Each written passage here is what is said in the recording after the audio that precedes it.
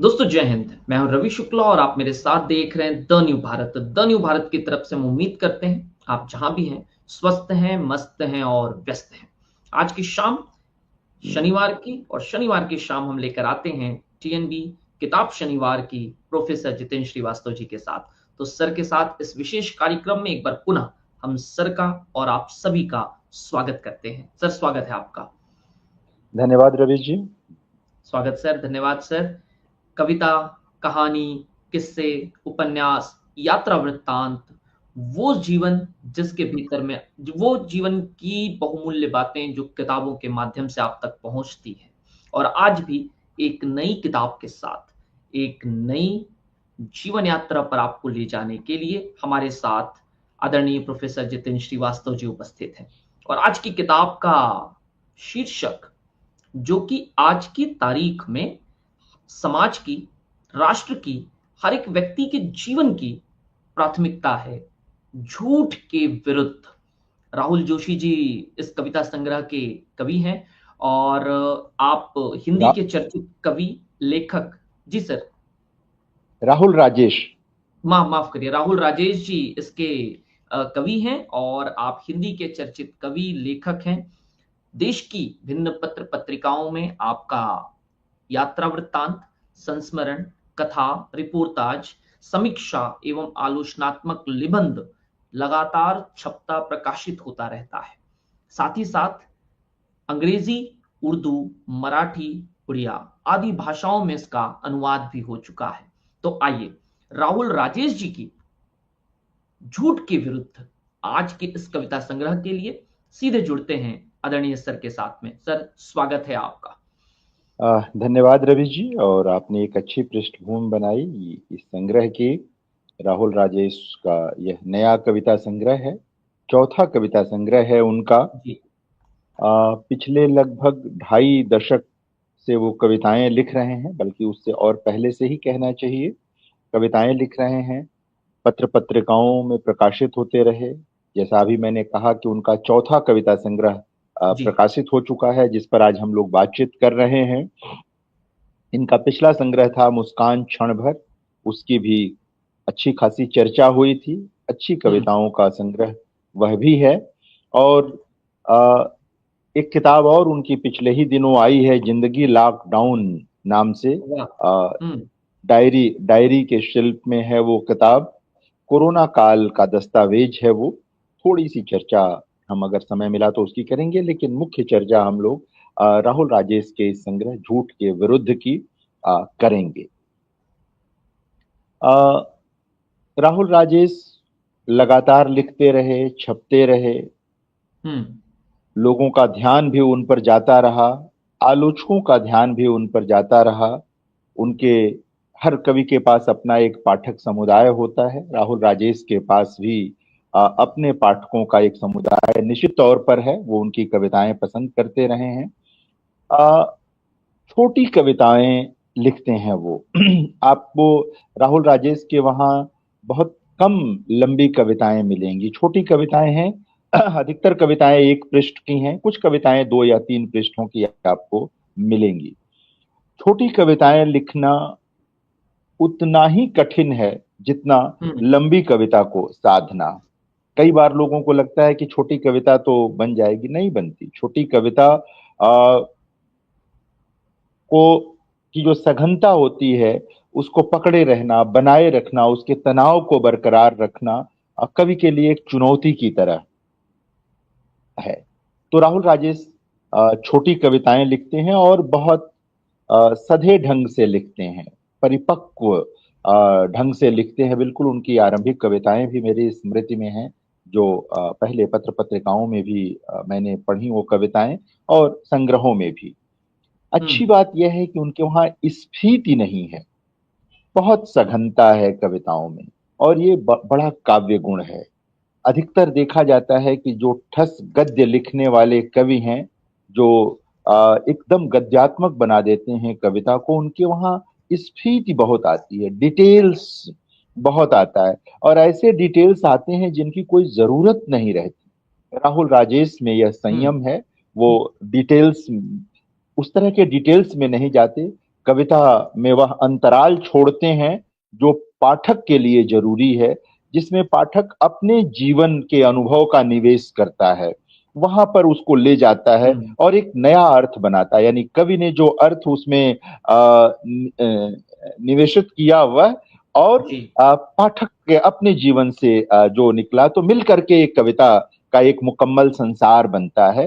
तो ये एक बड़ा गुण है जिस पर बात होनी चाहिए। और मेरी दृष्टि बराबर इस पर जाती है, किसी का भी कविता संग्रह पढ़ूं देखूं तो मैं देखता हम्म। हूं कि यह कवि अपने शब्द संयम में कैसा है। अधिक शब्द तो नहीं खर्च करता, कहीं अनावश्यक बातें तो नहीं करता, कोई बड़बोलापन तो नहीं है। नहीं है, राहुल राजेश की कविताओं में बहुत संयम है। भाषा के प्रयोग को लेकर के कम शब्द खर्च करते हैं, वो एक अच्छी चीज है। बुनावट सघन है, लयात्मकता भी है कविताओं में। जैसा मैंने कहा कि ठस गद्य वाली कविताएं नहीं है ये। एक आंतरिक लय जिसे हम कविता की समीक्षा में कहते हैं, वो आंतरिक हम्म। लय सचमुच राहुल राजेश की कविताओं में है। एक महत्वपूर्ण चीज है, इस पर ध्यान जाना चाहिए। बौद्धिकता का अतिरेक नहीं है इन कविताओं में। कई बार हम हम्म। देखते हैं कि अपनी कविताओं को बहुत बौद्धिक बनाने के चक्कर में कवि अनर्थ कर देते हैं। तो जी। बौद्धिकता का अतिरेक नहीं है और भावुकता का भी अतिरेक नहीं है। इन दोनों के बीच का रचनात्मक तनाव राहुल राजेश की कविताओं को अलग पहचान देता है। एक हम्म। नया रसायन बनाते हैं वो इस तनाव से। और ये रेखांकित करने वाली चीज है। कई कवियों के वहां या तो भावुकता बहुत आ जाती है या अतिशय बौद्धिकता, बात बनती नहीं है। हम्म? तो ये एक महत्वपूर्ण चीज जो है जी। राहुल राजेश के बारे में कही जानी चाहिए।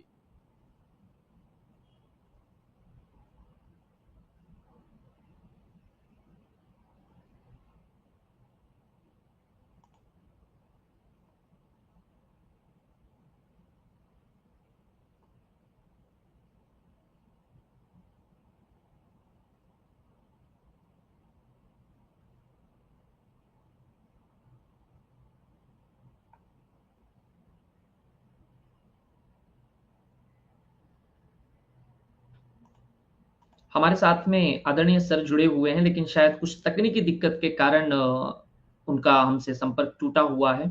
हम बात कर रहे हैं राहुल राजेश जी के। जी सर, कंटिन्यू।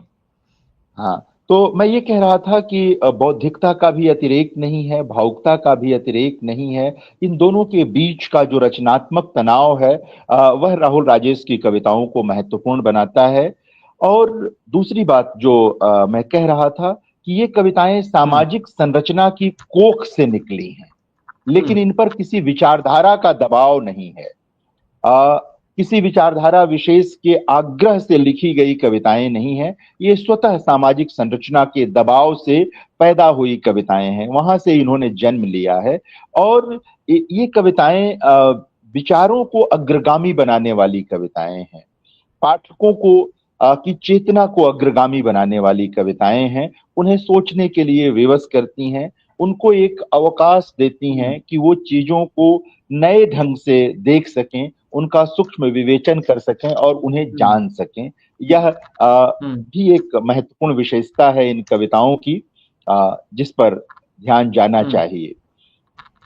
शिल्प और कथ्य के चमत्कार की कोशिश नहीं करते हैं, ये बड़ी बात है। ये अक्सर हुँ, कवि मैंने देखा है कि चमत्कार करने की कोशिश करते हैं कि कुछ दो चार पंक्तियां ऐसी उसमें कह दें कि पाठक उस पर मुग्ध हो जाए। अर्थ चाहे पकड़ पाए या न पकड़ पाए, लेकिन उनके प्रयोग पर मुग्ध हो हुँ, जाए, उनके शब्द व्यवहार पर मुग्ध हो जाए। राहुल राजेश इसकी कोशिश नहीं करते हैं। उनका पूरा हुँ, बल कविता की संपूर्ण बनावट पर रहता है, जिसमें कथ्य भी शामिल है और शिल्प भी शामिल है। और हुँ, अविधा में ठीक ढंग से वो अपनी बात कहते हैं और प्रभाव पैदा कर लेते हैं। ये भी एक रेखांकित करने वाली चीज है। आ, इसको समझना हो तो इस संग्रह की सब जो अंतिम कविता है हम उसकी चर्चा करें तो बात बनेगी। अंतिम कविता है इस संग्रह की साधारण। हुँ, साधारण ही जिया अब तक, आगे भी साधारण ही जीऊंगा, साधारण ही मरूंगा। इस साधारण जीवन में असाधारण बस इतना ही है कि यह साधारण जीवन जीना भी साधारण नहीं है। एक सामान्य आदमी की, एक जो वंचित समुदाय है, उसकी बिना कोई शोर किए, बिना कविता में उसका संदर्भ लाए भी यह जो बात है कि साधारण जीवन जीना भी साधारण नहीं है, यह क्या कहना, बात है। इसको कविता में लाना, यह अपने आप में एक बड़ी प्रतिबद्धता है कवि के लिए। और इसके लिए अलग से कहीं उसे प्रतिबद्धता खोजने जाने की जरूरत नहीं है। तो यह राहुल राजेश की जो के कवि की जो बनावट है, ये वहां से चीज निकलती है। वैसे इनकी एक कविता है, तब भी। हम्म। और मुझे लगता है कि राहुल राजेश की मूल बनावट अगर समझनी है तो हम इस कविता से समझ सकते हैं। एक तरह से उनके हम्म। कवि की बनावट, ये कविता उसका पता देती है कि फूलों ने खिलना बंद नहीं किया है, पेड़ों ने झूमना हम्म। बंद नहीं किया है, हवाओं ने बहना बंद नहीं किया है, चिड़ियों ने चहचहाना बंद नहीं किया है, लहरों ने उठना बंद नहीं किया है, सूरज ने उगना बंद नहीं किया है, खेतों ने लहलहाना बंद नहीं किया, बच्चों ने खिलखिलाना बंद नहीं किया है। एक पूरा प्रकरण इसी तरह आगे चलता है। जब हर तरफ जीवन सांसत में है, तब भी सांसों ने चलना बंद नहीं किया है, आंखों ने देखना बंद नहीं किया है, कानों ने सुनना बंद नहीं किया है। जब सारे दरवाजे क्या बात बंद है। हैं तब भी जब सारे दरवाजे बंद हैं तब भी खिड़कियों ने खुलना बंद नहीं किया है, दुआ में हाथों ने हम्म। उठना बंद नहीं किया है। मंदिरों के पट बंद हैं लेकिन घरों में घंटियों ने बजना बंद नहीं किया है। वाह। मृत्यु ने मृत्यु ने मंडराना बंद नहीं किया है, तो जीवन ने भी अखुआना बंद नहीं किया। यह जो क्या बात है। उम्मीद है, यह जो उम्मीद है, मुझे लगता है कि राहुल राजेश की कविताओं का मूल स्वर यही है। जहां गहरी निराशा है, वहां भी उम्मीद की तलाश है। वहां भी कोई हम्म। आ, कोई रास्ता वो ढूंढना चाहते हैं जहां से चीजों को अग्रगामी बनाया जा सके, चीजों को सकारात्मक बनाया जा सके। और एक कवि, एक अच्छा कवि अपने जीवन में यही करता है, अपने कवि कर्म में यही करता है कि वह इस समाज को कितना कितनी सकारात्मकता दे पाया। हम्म। यथार्थ में बहुत सारी नकारात्मक चीजें हैं, लेकिन सिर्फ नकारात्मकता का वर्णन करना कविता नहीं है। आप उस वर्णन की कोख से क्या पैदा कर रहे हैं, ये ज्यादा महत्वपूर्ण होता है, और वही पाठक के काम की चीज होती है। तो राहुल राजेश यह काम करते हैं, और बहुत अच्छे ढंग से करते हैं। उनकी तीन हम्म। कविताओं का मैं जिक्र करूं, उनकी तीन कविताएं, एक कविता है हत्यारे, एक कविता है हम्म। लोग, और एक कविता है मैं मारा जाऊंगा। ये तीनों कविताएं हमारे समय का जो पूरा व्याकरण है, पूरा जो एक तरह से समाज शास्त्र है, उसको हमारे एकदम सामने रख देती है। जब हम्म। हत्यारे कविता आप पढ़ेंगे तो रघुवीर सहाय की जो चर्चित कविता है रामदास, जिसमें रामदास की हत्या होगी, ये आप देखें कि आजादी के कुछ वर्षों बाद की वो कविता है। और समाज में जो अपराधीकरण बढ़ रहा था, सारी चीजें बढ़ रही थी, वो उसको रेखांकित करते हैं। राहुल राजेश की इन तीनों कविताओं को रामदास की परंपरा में पढ़ना चाहिए। मैं क्या बात। सबसे पहले सबसे पहले मैं हत्यारे कविता का जिक्र करूं, तो हम्म। हत्यारे कविता जो है, बल्कि ये उल्टे क्रम में बात होगी। जैसे लोग जो है वो सबसे अंत में है इस क्रम में। सबसे पहले है मैं मारा जाऊंगा, और हत्यारे। तो हम हत्यारे से अपनी बात शुरू करते हैं। छोटी सी कविता है ये। हत्यारे नकाब पोश नहीं थे, फिर भी हम्म। किसी ने उन्हें नहीं पहचाना। हम्म। हत्यारे नकाबपोश नहीं थे, फिर भी किसी ने उन्हें नहीं पहचाना। मरने से पहले उस आदमी ने हत्यारों से नहीं, खिड़कियों से झांकते लोगों से भी गुहार लगाई थी। पुलिस हैरान थी, अनिद्रा के मारे इस शहर में कल रात लोग कितनी गहरी नींद में थे। यह जो यह जो कविता है, ये हमारे समय का वास्तविक समाज शास्त्र सामने रख देती है।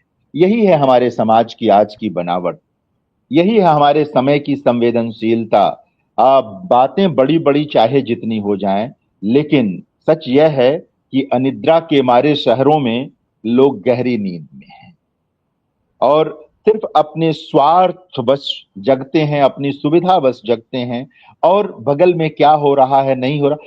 संवेदनशीलता के इस क्षरण को कवि ने जिस कुशलता के साथ रेखांकित किया है, उसकी प्रशंसा की जानी चाहिए। कोई शोर नहीं, कोई बड़ी बात नहीं, बहुत धीरे से एक घटना को उठाया और रख दिया। रामदास कविता में भी रघुवीर सहाय यही कर रहे थे। उस समय समय बीच बीच में 50-60 वर्ष का समय बीत गया, समय और जटिल हो गया, तंत्र और जटिल हो गया, चीजें और जटिल होती चली गई हैं। लेकिन यह जो स्वार्थ का मामला, जो हत्यारों का मामला है, जो अपराधीकरण का मामला है, जो चीजें गड्ढमट होती चली जा रही हैं, उस परंपरा में आगे बढ़कर राहुल राजेश इसको रेखांकित करते हैं। उनकी कविता जो लोग है, वह भी छोटी सी ही कविता है। तब कहीं गोली चलती थी, तब कहीं गोली चलती थी तो पूरा शहर सहम जाता था। कई दिनों तक देह में रहती थी झुरझुरी। कहीं किसी की अचिन्ही लाश मिल जाती थी तो हफ्तों एक मुंह से दूसरे मुंह तक फुसफुसाता रहता था पूरा शहर। अब अखबार में छपी ऐसी खबरों को पूरा पढ़ता भी नहीं कोई। इस गली में गोलियां चल रही होती हैं और उस गली से काम पर निकल जाते हैं लोग। यानी कि इस तरह यथास्थितिवादी हो जाना, अपराध को इस तरह जीवन में स्वीकार कर लेना, समाज में स्वीकार कर लेना, यह भी हमारे समय की सच्चाई है। यह भी हमारे समय का वह सच है जिसे और कोई रेखांकित करे न करे, कवि रेखांकित करता है और राहुल राजेश ने इसे रेखांकित किया है। यह 90 के बाद का भारत है, जहां पर अपराध एक सामान्य चीज है। लोकतंत्र मजबूत हुआ है, लोकतंत्र में स्पेस भी बढ़ा है, बहुत सारी चीजें अच्छी हुई हैं, लेकिन यह भी सही है कि अपराध भी बढ़ा है और सामान्य आदमी धीरे धीरे उस मतलब इस तरह से कह सकते हैं कि संवेदनहीनता बढ़ी है कि कहीं गोलियां चल रही हैं फिर भी लोगों को अपने काम पर पहुंचने की हड़बड़ी है। कौन मारा गया अब इसकी चिंता नहीं है। ये महानगरों की स्थिति ये है कि एक ही बिल्डिंग में बगल के फ्लैट में कौन रहता है बरसों किसी को पता नहीं चलता, और अगर नेम प्लेट से पता भी चल गया तो क्या कुछ घट रहा है जीवन में, इसका ये पता नहीं चल पाता। हमने हमने अपनी सामाजिकता खो दी है, हमने अपने सामाजिक संबंध खो दिए हैं, रिश्ते खो दिए हैं। बातें चाहे जितनी हो, बड़ी बड़ी हो, सब कुछ हो, लेकिन जिस सामाजिकता से समाज को बल मिलता है, मनुष्य को बल मिलता है, वो सामाजिकता अब कहीं है नहीं। कम से कम महानगरों में तो खत्म हो गई है और धीरे धीरे यह समाप्त हो रही है, छोटे कस्बों और शहरों में भी समाप्त हो रही है। और इसको कहते हैं मैं मारा जाऊंगा, एक कविता है इनकी। आप देखें कि एक कवि किस तरह से अपने समय में आम आदमी की का जो असुरक्षा बोध है उसको रेखांकित कर रहा है और अपने समय की के यथार्थ को तो कर ही रहा है। यही यथार्थ है और क्या है। मैं मारा जाऊंगा एक दिन किसी भीड़ में, किसी रात के अंधेरे में, किसी अविश्वसनीय हादसे में। मैं मारा जाऊंगा एक दिन बचाते हुए आदमी पर से आदमी का उठता विश्वास। कितनी मार्मिक पंक्तियां हैं। मैं मारा जाऊंगा एक दिन बचाते हुए आदमी पर से आदमी का उठता विश्वास। मेरे मारे जाने से किसी को क्या फर्क पड़ेगा। इस थाने की पुलिस उस थाने का मामला बताएगी, उस थाने की पुलिस इस थाने का, और मरने के बाद भी मैं थाने पुलिस के चक्कर लगाता फिरूंगा। मेरी लाश को घेर कर कोई सड़क जाम नहीं करेगा। मेरी लाश पर न लाल झंडा लहराएगा न भगवा। मेरी लाश पर कोई तिरंगा भी नहीं लपेटेगा। मैं न तो शहीद हूं न कोई नामचीन नेता, मैं तो फकत एक नामालूम नागरिक हूं इस देश का। यह एक कवि ही कर सकता है। और राहुल राजेश, जो मैं कह रहा था, बिना किसी विचारधारा का बोझ उठाए, बिना किसी विचारधारा का दबाव लिए हुए यथार्थ कहते हैं। और कवि की प्रतिबद्धता अपने समाज और अपने समय के प्रति होनी चाहिए, और वो राहुल राजेश में है। यही वास्तविक प्रतिबद्धता है। हमारे महाकवियों ने किसके प्रति प्रतिबद्धता निभाई थी? जिस भी भक्त काल के कवियों ने किसके प्रति प्रतिबद्धता, भक्ति का पूरा काव्य किसके प्रति प्रतिबद्ध है? समाज के प्रति, मनुष्य के प्रति। राहुल राजेश की कविता भी सामान्य जन मनुष्यों के लिए प्रतिबद्ध है, और ये उन्हें महत्वपूर्ण बनाती है बात। आप देखें कितनी सादगी से वो अपनी बात कहते हैं, लेकिन यह बात पाठक के हृदय में समा जाती है, उसके विवेक में समा जाती है, और उसे उद्वेलित करती है। वो परेशान होता है। हो सकता है कि इस कविता को पढ़ते हुए संवेदना का जो क्षरण हुआ है उसके भीतर, वो थोड़ा कुछ वापस हो सकता है कि क्षरित होती हुई संवेदना रुक जाए, या थोड़ा फिर से उसको कह सकते हैं कि वापस पा सके अपनी संवेदना को। ये कवि ही कर सकता है, और राहुल राजेश यह काम करते हैं। कोरोना को लेकर उन्होंने कुछ मार्मिक कविताएं लिखी हैं जो इस संग्रह में है। मृत्यु शीर्षक एक कविता इस संग्रह में है, जो मुझे लगा कि रेखांकित की जानी चाहिए, जिसका मैं अभी जिक्र कर रहा था कि बढ़ता सामाजिक अकेलापन उन दिनों शीर्षक एक कविता है इस संग्रह में। मुझे बहुत अच्छी लगी वो कविता। कितने अकेले होते जा रहे हैं लोग, चारों ओर भीड़ है लेकिन अकेलापन है, घर में भी अकेले हैं लोग। यह अकेलापन एक त्रासदी है हमारे समय की। मनुष्य अपने मन की कह नहीं पा रहा है, मनुष्य अपने मन की जो उसके भीतर की रचनात्मकता है, सकारात्मकता है, वह भी नहीं कर पा रहा है। और यही वो चीज है, आज से 50 साल बाद जब इस दौर की कविताएं देखी जाएंगी, इस दौर की रचनात्मकता को रेखांकित किया जाएगा, तो ये देखा जाएगा कि कवियों ने अपने समय के यथार्थ को कैसे रेखांकित किया था, किन शब्दों में रेखांकित किया था। कहीं कहीं वो झूठ पर पर्दा तो नहीं डाल रहे थे, कहीं वो एक नए झूठ का सृजन तो नहीं कर रहे थे। इसीलिए राहुल अपने कविता संग्रह का नाम ही रखते हैं झूठ के विरुद्ध। कवि को झूठ के विरुद्ध ही होना चाहिए, हर प्रकार के झूठ के विरुद्ध होना चाहिए। वह सिर्फ और सिर्फ अपने समाज का प्रवक्ता होता है, अपने समय का प्रवक्ता होता है। कालिदास अपने समय के प्रवक्ता हैं। गोस्वामी तुलसीदास से कोई कितनी भी जिरह करे, लेकिन उनके वहां बहुत सारी चीजें ऐसी हैं जो उस समय का प्रतिबिंबन करती हैं। मीरा, कबीर, सूर, जायसी, ये सब अपने समय को प्रतिबिंबित करते हैं।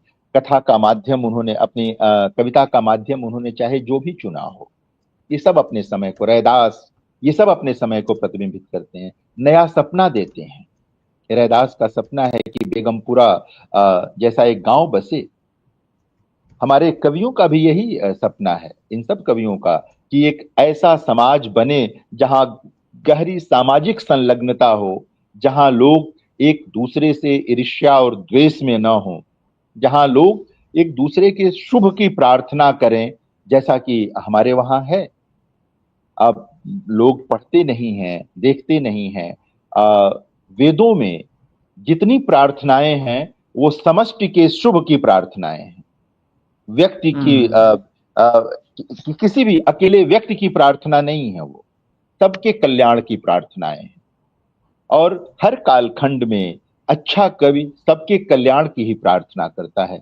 राहुल राजेश भी अपने इस संग्रह में बातें चाहे हत्या की कर रहे हों, हत्यारों की कर रहे हों, कोरोना की कर रहे हों, लेकिन इन सब का जो प्राण तत्व है वह लोक कल्याण ही है।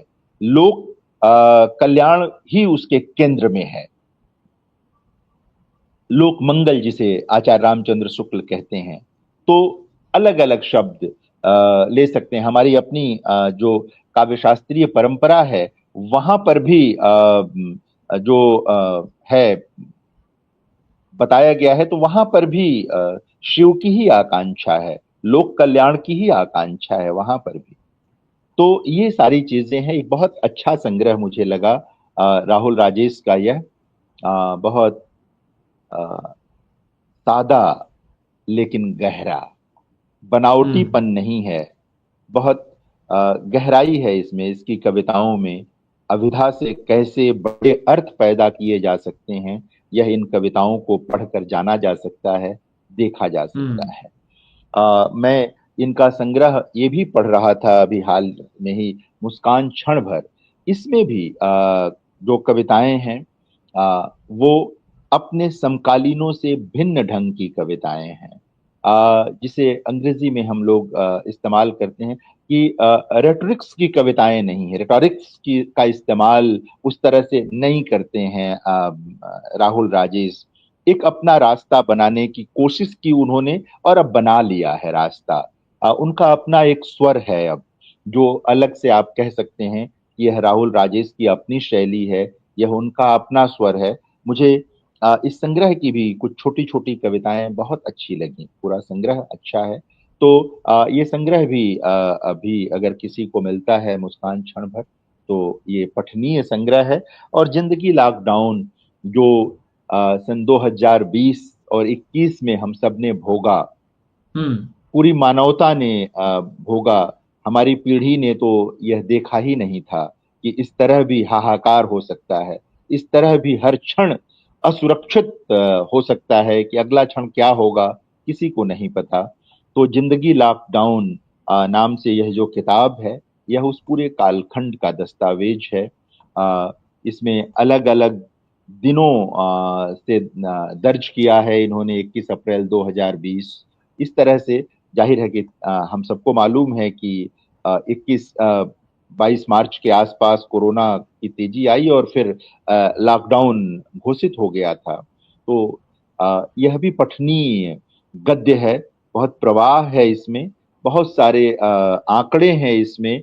वो आंकड़े भी काम के हैं, आज नहीं तो कल ये एक दस्तावेज तो है ही, कि कोरोना में हमने क्या क्या खो दिया, और क्या क्या मतलब कितने हताश थे, निराश थे, और कैसे उसके बीच से हमारा जीवन बचा, उम्मीदें बची। ये सब भी इस किताब में है। तो यह भी एक पठनीय किताब है।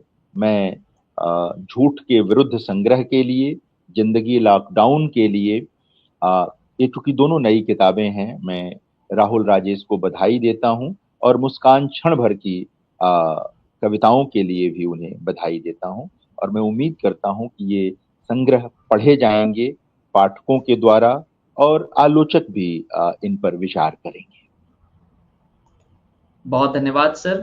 जिस तरह से झूठ के विरुद्ध इस कविता संग्रह के लिए, जैसे कि आज जिस पर आज चर्चा हो रही थी आदरणीय प्रोफेसर जितेंद्र जी के माध्यम से, किताब क्यों, कैसे, किस रूप में आप तक पहुंचे, क्यों उसे पढ़ा जाए, ऐसे राहुल राजेश जी की 3 किताबों पर सर ने 2 पर संक्षिप्त और 1 पर विस्तृत चर्चा की, जिसमें कि मुस्कान क्षण भर लॉकडाउन के बारे में जो उन्होंने किताब लिखी, जो सर ने कहा कि ये एक प्रकार का एक दस्तावेज हो गया है, एक ऐसा दस्तावेज जो कल चल करके आने वाले समय में अपने समय की गवाही देने वाले किताब के रूप में देखा जाएगा।